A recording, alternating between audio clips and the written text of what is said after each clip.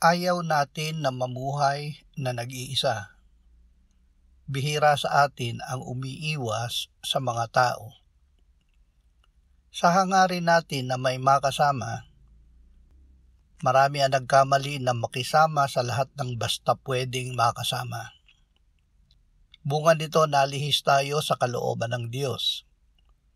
Tayo ay lumakad sa payo ng masama, tumayo sa daan ng mga makasalanan, at umupo sa upuan ng mga manunuya. Ang Israel ay labis na nagkasala, kaya't sila ay dumanas ng matinding hatol ng Diyos. Sila ay paulit-ulit ng dinigma ng mga kaaway hanggang lubos na nawasak ng hukbo ng Babylonia. Sila ay literal na namuhay, nagapi at nag-iisa. Noong panahong iyon, ang kinikilalang pundasyon ng pamumuhay ay ang mga lalaki dahil sila ang mga mandirigma, manggagawa at tagatustos ng pamilya. Ngunit halos lahat ng mga lalaking ito ay nawala na. Ito ang paglalarawan ni Isaias. 7 babae ang hahawak sa isang lalaki sa araw na iyon na magsasabi, "Kami ay kakain ng aming sariling tinapay at magsusuot ng aming sariling kasuotan. Hayaan mo lamang na tawagin kami sa iyong pangalan. Alisin mo ang aming kahihiyan."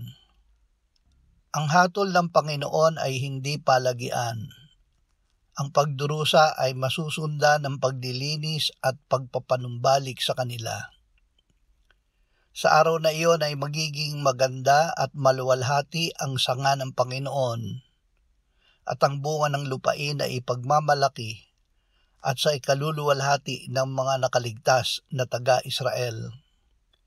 Siyang naiwan sa Sion at siyang nanatili sa Jerusalem ay tatawaging banal.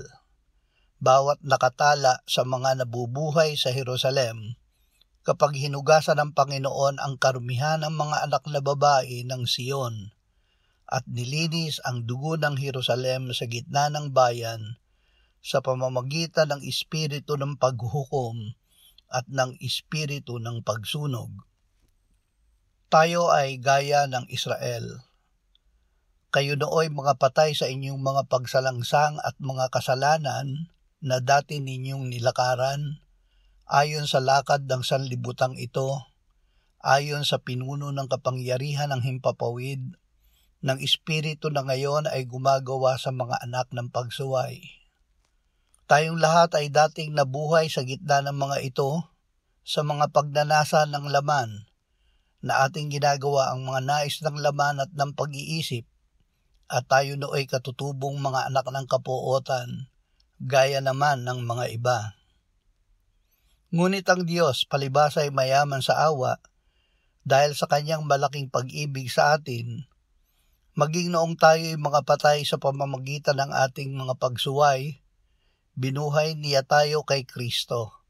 Sa pamamagitan ng biyaya tayo'y naligtas at tayo'y muling binuhay na kasama niya at pinaupong kasama niya sa sangkalangitan kay Kristo Jesus, upang kanyang maipakita sa mga panahong darating ang di masukat na kayamanan ng kanyang biyaya sa kagandahang loob sa atin sa pamamagitan ni Kristo Jesus.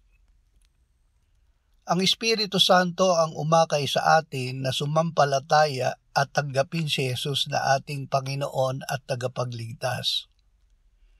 Dahil dito tayo ay pinag-isa ng Diyos bilang Espiritu, na ang buhay ay natatago sa Diyos kay Kristo. Ang kaisa ng Panginoon ay isang espiritu kasama niya. Tayo ay naging mga bagong nilalang. Kung ang sino man ay na kay Kristo, siya ay bagong nilalang. Ang mga lumang bagay ay lumipas na, tingnan ninyo, ang lahat ay naging bago. Ang ating bagong kalikasan ay nagagalak sa Diyos at ibinibigay niya sa atin ang mga nasa ng ating puso.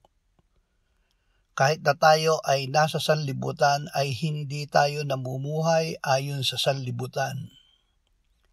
Sa isoy pa ng sanlibutan, tayo ay nag-iisa at namumuhay na mag-isa. Nagtataka sila na tayo ay hindi na nila kaisa sa pamumuhay gaya ng pamumuhay nila. Ito ay dahil namumuhay na tayo ayon sa awit 1:1-3.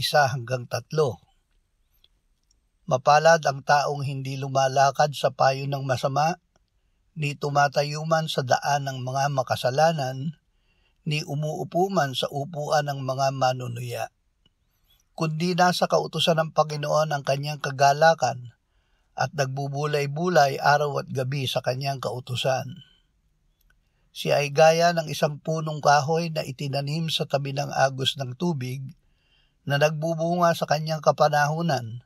Ang kanyang dahon na may hindi nalalanta, sa lahat ng kanyang ginagawa ay nagtatagumpay siya.